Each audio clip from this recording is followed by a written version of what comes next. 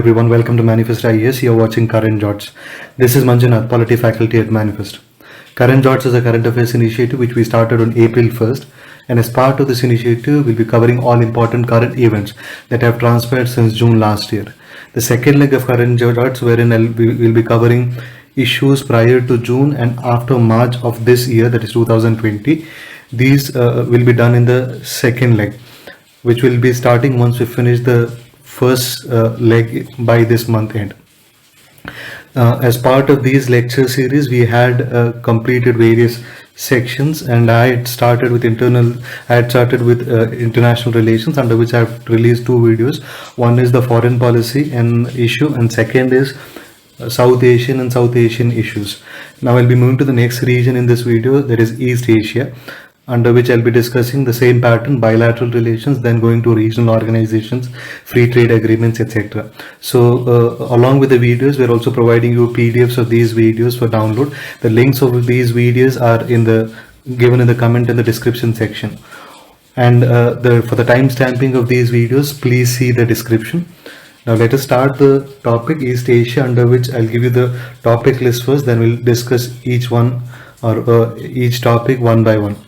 So first section, if you look at all our bilateral relations, thereafter the next section is trade agreements, then comes the regional organizations which are in news: ASEAN, East Asian Summit, Mekong Ganga Cooperation, Asia Pacific Partnership on Climate and Clean Development, and last is Forum on India Pacific Islands Cooperation. Now first topic under this, bilateral relations, India and Japan. Subscribe now and press the bell icon. Never miss an update. The recent news is the meet which was held, the 2+2 meet was of the 2+2 dialogue. 2+2 dialogue is an institutional arrangement wherein the foreign and the defense ministers of both the countries meet. So this started with Japan, then we today have this kind of an arrangement with US also, we have with Australia. So in a sense, the East Asian countries where our interests converge. These are the four countries which with our interests converge against China. So it is in a sense it fits in the context of Quad, it fits in the context of Malabar naval exercises, which I've discussed at length in Indian Ocean aspects in foreign policy in my first video. So 2+2 dialogue is seen as an upgrade of the meeting, ministerial dialogue. It's an upgrade of what? It's an upgrade of the foreign and defense secretaries meeting, which is also 2+2 format only, but 2+2 format means in the ministerial dialogue, foreign and defense ministers meeting. So the ministerial level meeting was held after the decision was taken in a summit, that is India-Japan Annual Summit, 13th India-Japan Annual Summit. So this summit was held recently. As a result, you should be knowing certain historical aspects of summit level diplomacy between India and Japan, because such questions have been asked, and I had discussed this particular trend in my earlier video where I had discussed this, where I had made the strategy video on international relations, also internal security and society. So in that I had analyzed a trend that in bilateral relations, if there is a event occurring, one statement is about the event which is occurring at present, and the other statement is the historical aspect of that event. Keeping that in mind, I have brought this topic. So summit diplomacy or summit, 13th annual summit has taken this decision. So we need to know something about the summit diplomacy between India and Japan. India and Japan summit diplomacy begins in 2006 under Manmohan Singh government. That is when the strategic cooperation also begins. The strategic agreement is also signed in the same year, but for all this, the strategic relation, the foundation was already laid under Vajpayee government under Look East Policy 2. So Look East Policy 1 was under Narasimha Rao government, Look East Policy 2 under Vajpayee government, then Act East Policy under the present government in 2015. So we'll look at all the initiatives with respect to Japan, so that you have a fair idea of what are the developments, and also certain questions. If there is any specific question asked, you can answer them. So we have a nuclear agreement with them. It is Japan is involved in many infrastructural projects, and Japan is the first country to be invited to invest in Andaman and Nicobar Islands. No country foreign countries allowed, because Andaman and Nicobar constitutes a strategic position and a strategic island for India. So it has started with a 15 megawatt diesel power plant. That is Japan. Next is both countries are cooperating in Asia Africa Growth Corridor. This is considered as a counter to OBOR, which I have discussed in Indian Ocean section only. Malabar exercises we have, which started in 1992 between India and US. Japan joined it in 2015, and we also have a quadrilateral with them. This also have discussed in Indian Ocean, and there is 2+2 dialogue, which I discussed just now. Next is India South Korea. Now India South when you look at the East Asian developments, though the development starts initiated in 1991 with Luki's policy, under the present government, what are the developments that have happened that you have to look into? So one of the biggest change which occurs under Act East policy, which was initiated under Modi in 2015, the development is that the countries which we did not focus on earlier, those countries are being the India is cooperating with those countries. The best example is South Korea, Vietnam, etc.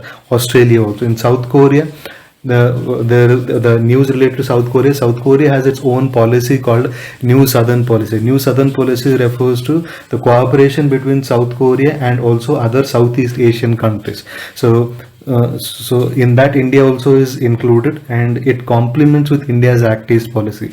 As a result, many initiatives have been taken. We have a separate Korean Plus desk to facilitate investment from South Korea, and also recently a Samsung mobile manufacturing factory has been inaugurated. Along with that, you have early harvest scheme with them, and both have agreed to cooperate in third countries, like for example in Afghanistan, etc. So these are the developments.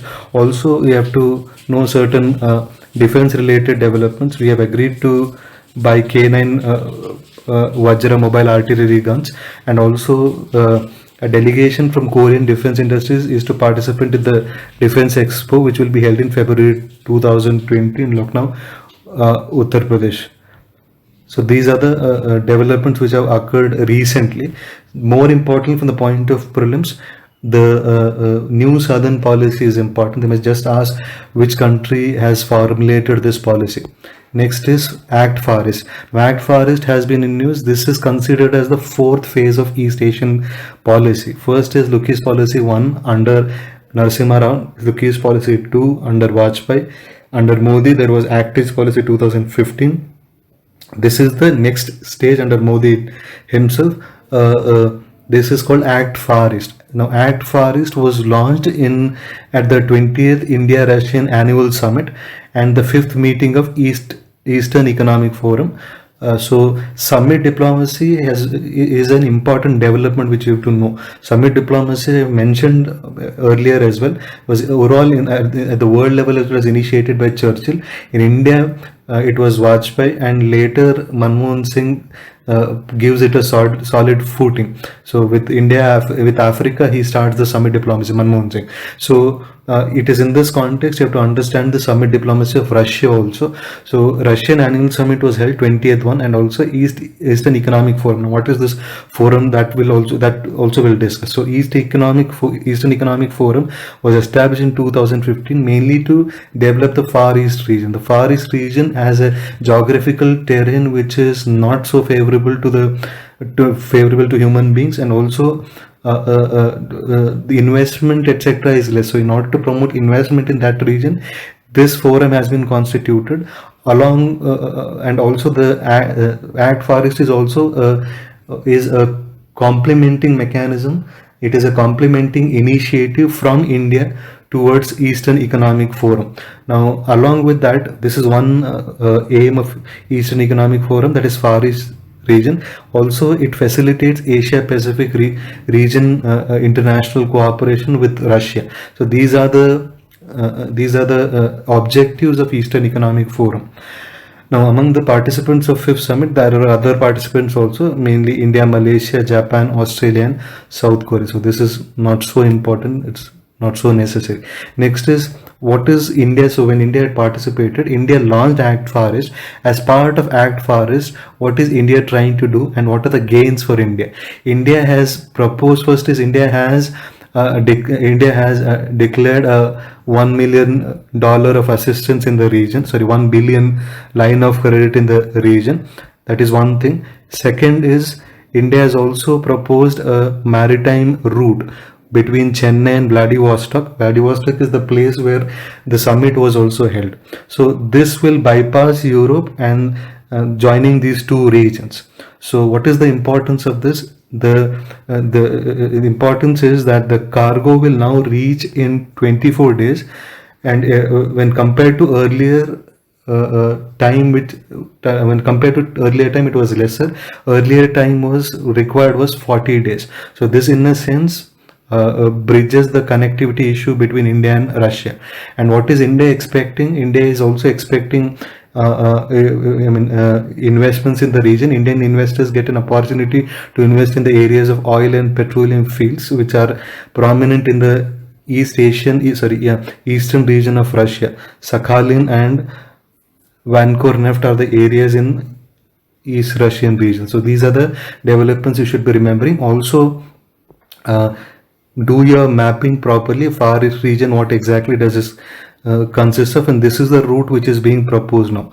As the route which earlier existed is this one. So there is a difference. There is a huge difference in terms of distance. One is around 5,000. The earlier one was, the proposed one is in 5,000 nautical miles. The earlier one was around 8,000 nautical miles.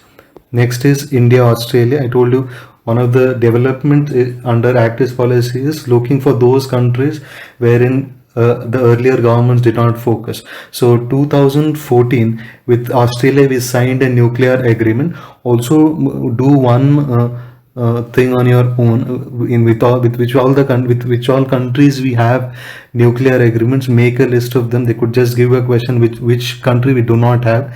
So in that case it becomes difficult to identify without making a list.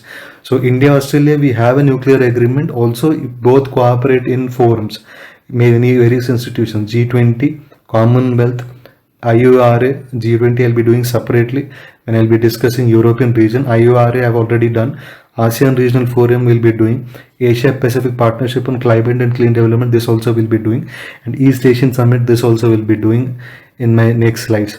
Australia is an important player in APEC as well. So APEC has not been in news, so I'm not covering under this. Just have a fair idea that APEC is has 21 countries. Its members are called member economies. They are not countries. It's a voluntary organization. India wants to become its member, and Australia is supporting India's membership to this particular regional organization. Next is India, Vietnam. India and Vietnam recent developments are what? A joint statement has been signed in 2018, which includes agreements on trade, agricultural research, and also again civilian nuclear cooperation agreement has been signed with Vietnam as well. So these are the points. Most important one is the third point that you have to remember. Next is slightly moving towards a multilateral kind of development or multilateral kind of cooperation with East Asia, that is BBIN. So a meeting of BBIN was held recently on BBIN motor vehicles agreement. BBIN is actually an infrastructural link which is being established, and hence you needed a motor vehicle agreement. So basically it's a road link which is being established, and Bhutan has withdrawn from this agreement because it is worried about its effect on environment. So now this is one development which you have to remember. I did make a mention of BBIN once in SASAC as well, because SASAC is a metamorphosized version of BBIN itself, is what I had mentioned earlier. And the first meeting of this is the first meeting of this grouping in Bangalore in January, since their meeting in Bangalore in January 2018, when the two protocols were last discussed. Bhutan participated. I told you Bhutan has expressed reservation, but it has participated in it as in its observer capacity. Okay, so these are the points you need to remember. BBIN, now further when you link it with the ideas, it is, or link it with other organizations, it is very closely linked with BIMSTEC. BBIN, BIMSTEC, etc. are all mechanisms to explore alternatives to SAARC. Next is Okay, I've just also attached the map related to BBN and what are the connecting links and what are the entry and exit points. Just have a look at them in case you get any map related questions. It will be helpful. Next is moving to the second part of the video. First part was bilateral relations. Next is free trade agreements, which we'll first get to understand what are the different kinds of free trade agreements in the region, because knowing this in detail is required because India has recently withdrawn from RCEP. So first I'll give you a brief idea of how RCEP like agreements came into existence, and then we'll look at RCEP and other free trade agreements. So when you say free trade agreements, etc., there is an order in terms of cooperation. So there are smaller orders of cooperation and the higher orders of cooperation as well.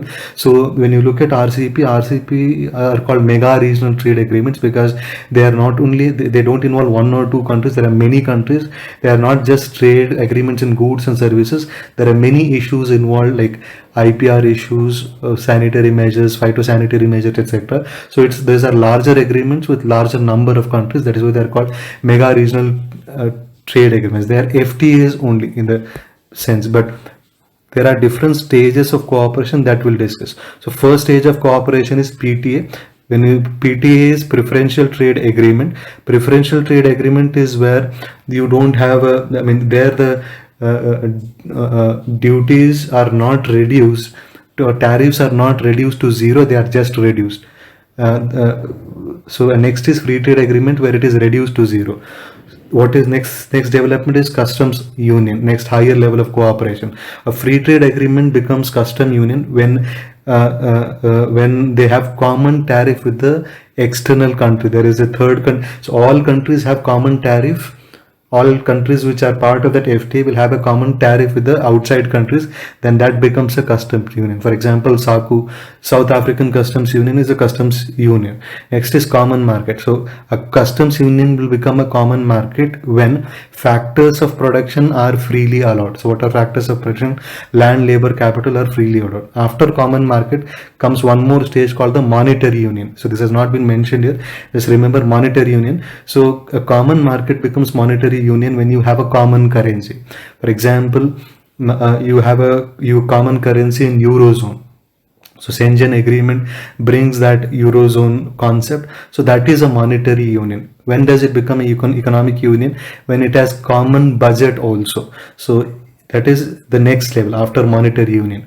After economic union, what is left is political union, wherein there is common judicial bodies also, shared sovereignty is also there. So this is the highest where one can reach, where political aspects also get integrated, because political aspects are political to, in order to unite on political fronts, it is difficult because no country is ready to renounce its political authority or political sovereignty.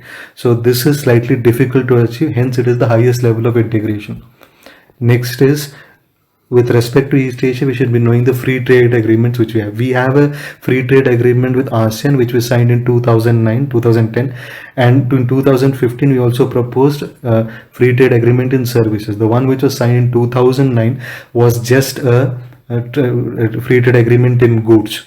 And also ASEAN has its own free trade agreement within itself called ASEAN FTA, and ASEAN also has free trade agreements with many other countries besides India. So they are China, Japan, Korea, Australia, and New Zealand. This question has been asked once, so I've given this fact which countries ASEAN does not have, or so some kind of question was asked. Then there came a trend of mega regional trade agreement. TPP was proposed, Trans-Pacific Partnership. So there were 12 members, but USA withdrew from it, and hence it is now called TPP 11, or Comprehensive and Progressive Trans-Pacific Partnerships. Just know the 11 countries, there is a possibility of asking. And recently, RCEP was signed without India's involvement. Originally there were 16 countries, but now with India moving out of it, there are 15 countries as of today. Now what you also have to remember, okay, we'll discuss more of RCEP and then there I'll give that particular point. Along with this, there is one more trade agreement in the region called APTA. This was in news. It's called Asia Pacific Trade Agreement. It was in news because India has reduced tariffs under this. India is one of the 7 participating states. The other participating states are Bangladesh, China, India, Laos, and Mongolia, Republic of Korea, Sri Lanka. Now, Asia Pacific Trade Agreement is the oldest trade agreement signed in 1975. It was originally called the Bangkok Agreement. Its name was changed to Asia Pacific Trade Agreement in 2005. These are the points you should remember since India is a member, and India has taken an initiative recently, that is in 2019. In 2018 or 2019. In 2019, many initiatives were taken to reduce tariffs. I think it is 2018. Next is RCEP. RCEP, the news, you know that India has withdrawn from it. The debating aspects I'm not going to do here. It is more pertaining to means like why should India have done it, whether India should do it, etc. But I'm more concerned with the factual aspects or the preliminary aspects. So India decided not to join RCEP. That is the first thing you should remember. RCEP was a free trade agreement which involved 16 countries, 10 ASEAN countries and 6 others: China, Japan, South Korea, Australia, New Zealand and India. So these are basically the EAS countries. ASEAN plus 6 countries is nothing but EAS, that we'll discuss later. So now 15 other countries excluding India have decided to move forward without India. So India has now certain points you should be remembering as to when India is now not a participant. With which countries India already has an FTA, because during the analysis being made, there are many articles written in newspapers discussing that those who said that India did not lose much, their arguments, they said that India already has an FTA with ASEAN, and India has many FTAs with the other, I mean, out of the 6 countries remaining, India has FTA with already three countries separately. So it does not have to worry much. So those factual details you should be knowing. So India has a free trade agreement with Thailand separately, and Malaysia other than India ASEAN FTA. And recently India and South Korea also have decided to sign a comprehensive economic partnership. So only among 15 countries, India does not have an FTA with China. India does not have it with New Zealand and Australia. And India did not participate with RCEP because India didn't want to have any kind of complete openness with these countries, because it was afraid of China, or it had apprehension with respect to China's dumping activities and dumping strength it has, and also with respect to New Zealand and Australia, it had apprehension with respect to dairy industries. So let us look at certain issues which are in news owing to RCEP. India did not participate because it had certain grievances. What were those grievances? Rules of origin, mode 4, and also plant varieties were the grievances India had. So this in itself could be asked as a prelims question. So I've picked those and explained what exactly they mean. So India wanted strict rules of origin, meaning where has the product originated. So in that case, what will happen, even if China wants to dump it through a third country, it will not be possible, because rules of origin will precisely locate where the good is coming from. Yes, so this India had an apprehension regarding this, that it was not strong enough, and India had an apprehension regarding this also. India wanted to push mode 4 in services. When you look at services trade, GATS, General Agreement on Trade in Services under WTO, there are 4 modes. 4th mode involves what? 4th mode involves movement of natural persons, and India is strong in mode 4. India wanted mode 4 service trade to be a stronger point or a provision under the agreement. So this was another bone of contention. Third is, India had also expressed its reservations with International Union for Protection of New Varieties of Plants. It's called UPOV. So this is a commission, or a union. This union is established under a convention with the same name. That convention is International Convention for the Protection of New Varieties of Plants. So this commission or union is located at Geneva in Switzerland. What it is an intergovernmental organization. And what is its objective? What does it do? It protects plant variety. So someone has created a plant variety. In that case, they will be given the IPR rights. Their IPR or intellectual property rights will be protected. Now, India had objections to this because India felt that through this convention and through this union, which has been playing a key role in RCEP, farmers will be losing their rights in case new varieties of plants or the breeders, the plant breeders, they are given the intellectual property right. Farmers will be at a disadvantage, is what India had expressed its objection to. Or so in that case, this convention becomes important, this union becomes important. It could be asked as part of agriculture. And for plant breeders, the new variety must, under the convention, I'm giving some more details, it should meet 4 criteria in case it has to be approved as an IPR.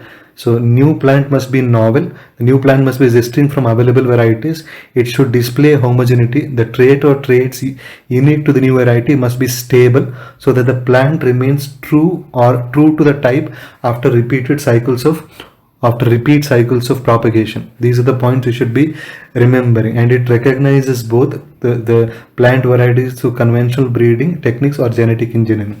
So India has expressed reservations against this because it takes away the rights of the farmers, is what it feels. So with this, we have understood RCEP, different trade agreements, India's reservations. Now moving to the final sections, other regional organizations in East Asia which are in news. First, we look at the general, all regional organizations in total with which India has a cooperation. So first is India has cooperation with ASEAN. I have told you India is a member of, India has an FTA with ASEAN in terms of both goods and services. India has certain specific organizations of its own, IURA, which we have already discussed. India is also part of East Asian Summit. India is also part of BIMSTEC. India is also part of Mekong Ganga Cooperation. India has its own Indian Ocean Naval Symposium, and recently in 2014, a new forum has been established called Forum for India-Pacific Islands Cooperation. Other than that, you also have Asia-Pacific Cooperation on Climate and Clean Development that also we'll be looking into. So first is, let us look at certain developments with respect to ASEAN, which India has the developments between India and ASEAN. In 1992, India becomes the sectoral dialogue partner. In 1995, it becomes the full dialogue partner. And in 1996, India becomes the member of ASEAN Regional Forum, which is the security architecture meant for security aspects in ASEAN. In 2003, India signed or initiated a framework agreement called Comprehensive Economic Cooperation Agreement, which finally culminates in the Free Trade Agreement in 2009 in goods. In 2015, we went for services, and in 2017, it was marked by 25 years of dialogue partnership between India and ASEAN, and that is why there was a question also in mains last year regarding India ASEAN Blue Economy initiatives. So what is blue economy? It was asked in geography section, I believe. So but the trigger was ASEAN only. Next is East Asian Summit. Now East Asian Summit basically refers to ASEAN plus 6 countries. So ASEAN plus 6 countries is a development of ASEAN plus 3. So originally it was ASEAN plus 3. Then what ASEAN plus 3 establishes a study group called East Asian Study Group in 2002. This ASEAN plus, when this is formed, this group recommends establishment of East Asian Summit. So keeping ASEAN as the center, ASEAN develops further into ASEAN plus 3, and ASEAN plus 3 develops further into ASEAN plus 6, which we call as the East Asian Summit. Now, ASEAN plus 6 is important, that is East Asian Summit is important because India is a member of it. These are the points you should be remembering. So what is ASEAN plus 3? China, Japan, South Korea. And what is ASEAN plus 6? China, Japan, South Korea plus New Zealand, Australia and India. So basically it is RCEP, RCEP countries only. So recent East Asian Summit was held in Singapore in November 2018. It is an initiative of ASEAN which I have discussed. East Asian Summit, the first summit was established in 2005. It was an outcome of East Asian Study Group established in 2002. The recent development is during the recent summit, Manila Plan of Action was agreed on. It was endorsed.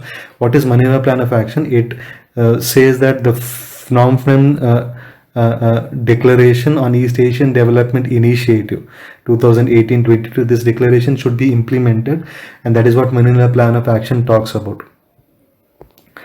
So Manila Plan of Action or the other declaration is basically maritime cooperation is what it talks about.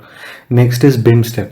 BIMSTEC, if you remember, I had made a mention under SAR where I said that BIMSTEC was proposed as an alternative to SAR. So the last summit of BIMSTEC was in Nepal in 2018. In 2022 is its next summit, Colombo, Sri Lanka. Certain points you should be remembering with respect to BIMSTEC. A possibility is that this question has already been asked in political science this year, last year. So BIMSTEC is an international organization consisting of 7 nations linking South Asia and Southeast Asia. So it was established in 1997 and the member countries are Bangladesh, Bhutan, India, Myanmar, Nepal, Sri Lanka and Thailand. So the founding members were BIST, that is all countries were not founding members. Bangladesh, India and Sri Lanka and Thailand were the founding members. It is Bhutan, Nepal and Myanmar joined later. So these are the points you should be remembering. Also BIMSTEC has its own FTA, but that FTA has not been implemented, it's not been enforced. So these are the points you should be remembering. Where is the headquarter of BIMSTEC? There is a permanent secretariat at Bangladesh, Dhaka. The secretariat of SAARC is at Nepal, Kathmandu. Next is Mekong Ganga Cooperation, also a platform for India Southeast Asian countries cooperation. Recently, its 10th Mekong Ganga Cooperation Ministerial meeting was held in Bangkok, Thailand, wherein they agreed to observe or celebrate 20th anniversary. This was it was in 2000 it was established. The 20th anniversary was to be observed in 2020. It was not possible because of the COVID outbreak. So the new MGC plan, what was agreed here, the new MGC plan of action was agreed, which is to be implemented over 3 years, 2019 to 2022. There are 7 areas of cooperation. You need not remember much in detail, just remember where was the summit held and who are the members. So it's an initiative of 6 countries, India and 5 ASEAN countries. So Cambodia, Laos, Myanmar, Thailand and Vietnam are the countries. It was launched in 2000 in Vientiane and Laos. In 2000 I've already discussed. That is why the 20 years of celebration is being observed. So the name is given after the rivers Ganga and Mekong. So these are considered as the civilizational rivers, and the regions around them are to be connected, and those civilizational links are to be revived. That is the main aim of this particular organization. Next is Asia Pacific Partnership on Clean Development and Climate. This I had made a mention in India-Australia relation. I've talked about various forums where India and Australia cooperate. This is also one forum where India and Australia cooperate.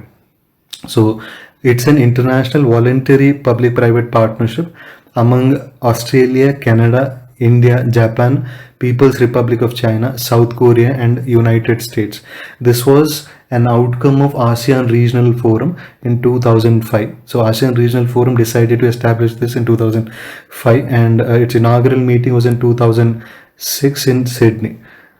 Now, what is its major aim? That is to develop, to work in the field of climate change and also transfer of technology, sharing of technology in order to cut greenhouse emissions.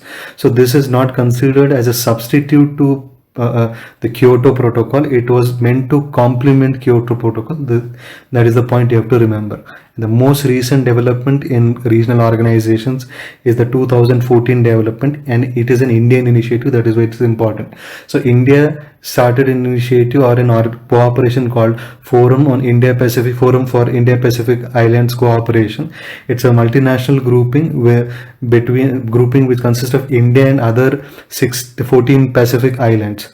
So what it is mainly meant for, India has taken the leadership of these countries to express their views at multilateral meetings of various organizations.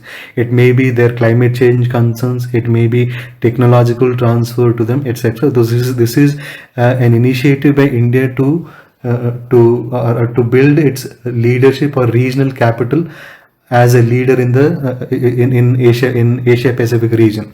So let us look at what are the different kinds of meetings, or 2 summits have been held till date. 2014 was the first summit in Suva, Fiji. That was when Fiji turned democratic in that year only. So India decided to hold the first meeting there itself. Second summit was in 2015, Jaipur. So these are the points you should be remembering. This we can also be asked in environmental section. This one and the last one are more related to environment. But since regional organizations include all kinds, I have included under this video only. So coming to the final part, that is questions related to the topic, I have added 3 questions. These questions will be posted in the comment section. Do answer them. It will help you assess as to how much of the video you have understood. It will also help us to assess as to how the videos are being received. So there are 3 questions. One is Asia Pacific Partnership on Climate and Clean Development. Next is Mekong Ganga Cooperation. Third is Manila Plan of Action. That's all for this video. Thank you for watching. Hope you enjoyed it. Thank you again. Have a great day.